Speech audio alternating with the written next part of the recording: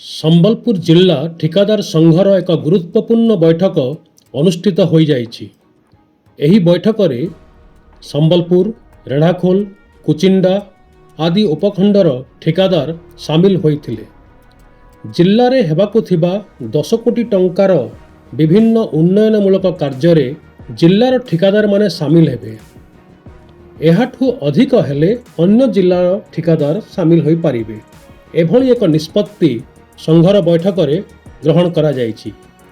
ଏଥିନେଇ ଜିଲ୍ଲା ପ୍ରଶାସନ, ରାଜ୍ୟ ସରକାର, ସ୍ଥାନୀୟ ବିଧାୟକ ଓ ସାଂସଦଙ୍କୁ ମଧ୍ୟ ଦାୟୀପତ୍ର ପ୍ରଦାନ କରାଯିବ ବୋଲି ସଂଘର ବୈଠକରେ ନିଷ୍ପତ୍ତି ନିଆଯାଇଛି। ସଂଘର ଜିଲ୍ଲା ସଭାପତି ପ୍ରଦୀପ ପଣ୍ଡା କହିଛନ୍ତି, 2022 ମସିହାରୁ ସରକାର ସିଡ୍ୟୁଲ ରେଟ୍ ପରିବର୍ତ୍ତନ କରିନାହାନ୍ତି, ସଂଶୋଧନ କରିନାହାନ୍ତି, ଯାହାଫଳରେ 2022ରେ ସିମେଣ୍ଟ ବସ୍ତା ପିଛା 200 ଟଙ୍କା ଥିବାବେଳେ ବର୍ତ୍ତମାନ ମଧ୍ୟ ସେହି 200 ଟଙ୍କାରେ ବିଲ୍ ପାସ୍ ହେଉଛି, ଟେଣ୍ଡର ହେଉଛି, ଯାହାକି ଠିକାଦାରମାନଙ୍କୁ ଅନେକ ଅସୁବିଧାରେ ପକାଉଛି।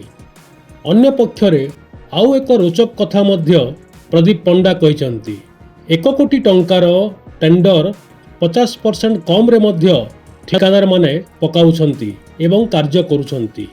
ତେବେ ଆଗାମୀ ଦିନରେ ଏଭଳି ଅସାଧୁ ଠିକାଦାରମାନଙ୍କୁ ଠିକ୍ ରାସ୍ତାରେ ଆଣିବା ପାଇଁ ତାଙ୍କ କାମଗୁଡ଼ିକ ସୋସିଆଲ ଅଡିଟ୍ କରାଯିବ ବୋଲି ସଂଘର ସଭାପତି ପ୍ରଦୀପ ପଣ୍ଡା ଚେତାବନୀ ଦେଇଛନ୍ତି।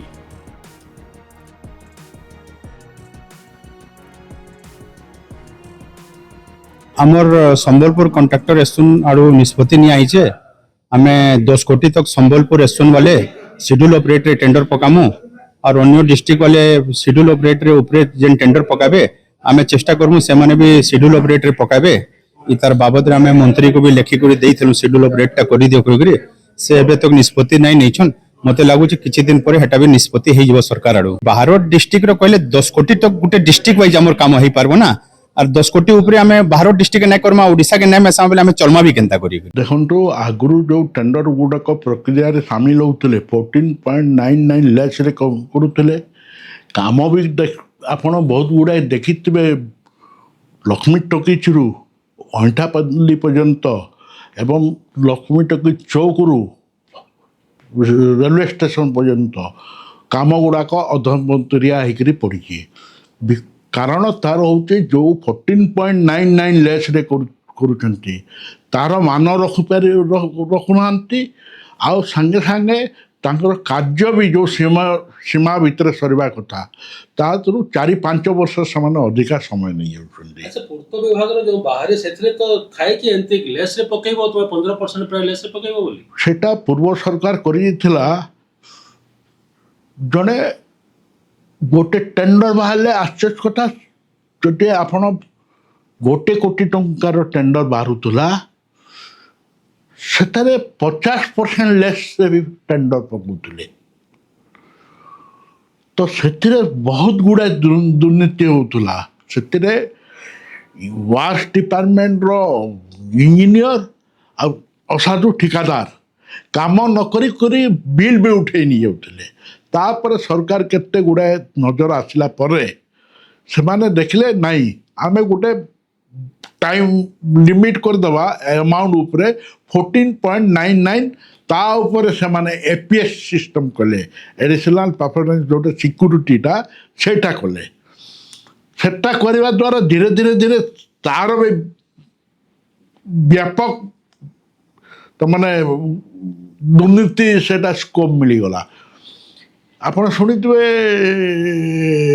बलांगीर कलाहांडी जिले में नकली एपीएस देकरी बहुत गुड़ा जोड़ा बंटी केस कहती से गुड़ाक होता तापर सरकार टिके रहिले देखले जो 14.99 रे भी काम सरुनी तापर आम ठिकादार संघ विचार कलु नहीं सब ओडिशा सारा ठिकादार मिसिक विचार कलु 14.99 लेस को प्रथम बंद कर आश्चर्य कथा है 2022 रु शेड्यूल रेट चेंज माने जोटा से 200 टंका सीमेंट थिला वर्तमान 300 20 ଟଙ୍କା ହେଇଗଲାଣି। ଏହା ମଧ୍ୟରେ ଦରଦାମ ବୃଦ୍ଧି ଘଟିଛି। ତ ମାନେ 60 to 70% ହାଇ ହେଇଛି। ତଥାପି ଠିକାଦାର ବାଧ୍ୟ ହେଇକରି ଲେସ୍ରେ କାମ କରୁଥିଲେ।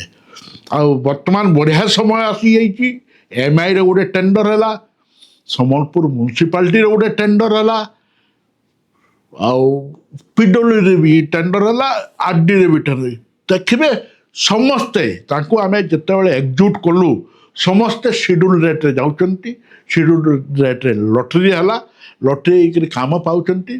ଆମେ ଠିକାଦାରମାନଙ୍କୁ କହିଛୁ ସମସ୍ତଙ୍କୁ କାମ ଠିକ୍ କରିବ, ତମେ କାମ କରିବ ଆମେ ତମ ପଛରେ ଅଛୁ। ବାକି ସବୁ ଜିନିଷ କାମ ଖରାପ କରିବ ଆମେ ତମର ବିରୁଦ୍ଧରେ ଅଛୁ। ଅନ୍ୟ ଜିଲ୍ଲା ମାନଙ୍କରେ ବି ଏଇ ସିଡ୍ୟୁଲ ରେଟ୍ ବର୍ତ୍ତମାନ ଏଇ ପ୍ରକ୍ରିୟାଟା ସବୁ ଜିଲ୍ଲାରେ ଲାଗୁ ହେଇଗଲା। ଆମେ ସମ୍ବଲପୁର ଜିଲ୍ଲାରେ କରିଦେଇଛୁ 10 କୋଟି ପର୍ଯ୍ୟନ୍ତ କେବଳ ସମ୍ବଲପୁର ଜିଲ୍ଲାରେ ଠିକାଦାର ଭାଗ ନେବେ, ଅନ୍ୟ ଜିଲ୍ଲାର ଠିକାଦାର ଭାଗ ନେବେ ନାହିଁ। ଯେମିତି ବରଗଡ଼ ଜିଲ୍ଲା, ଦେବଗଡ଼ ଜିଲ୍ଲା, ସୋନପୁର, ବୌଦ୍ଧ, ଇଆଡ଼େ ଅନୁଗୁଳ, ଏମାନେ ସେମାନେ ଠିକ୍ କରିଦେଲେ ଯେ ଆମେ 10 କୋଟି ପର୍ଯ୍ୟନ୍ତ ବାହାର ଠିକାଦାରକୁ କାମ କରିବାକୁ ଏଲାଉ କରିବୁନି। ଦେବଗଡ଼ ତାଠାରୁ ବଢ଼ିକରି 20 କୋଟି କରିଦେଲା। କିନ୍ତୁ ଆମେ 10 କୋଟି ପର୍ଯ୍ୟନ୍ତ ରଖିଛୁ। ଆମେ 10 କୋଟି ପର୍ଯ୍ୟନ୍ତ ଠିକାଦାର ମାନେ ସବୁ ଠିକାଦାର କାମ କରିବେ ଆଉ ଭଲ କରି କରିବେ କାମ।